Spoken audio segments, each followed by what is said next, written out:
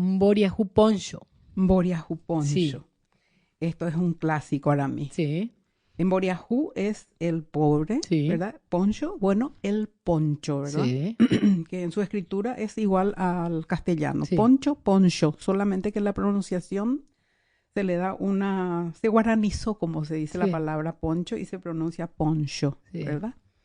Bueno, es el abrigo que nos provee el sol en esos días fríos, ¿verdad? Ujú. Y sobre todo a la siesta, a mí no hay cosa más deliciosa que sentarse al sol ¿Cómo?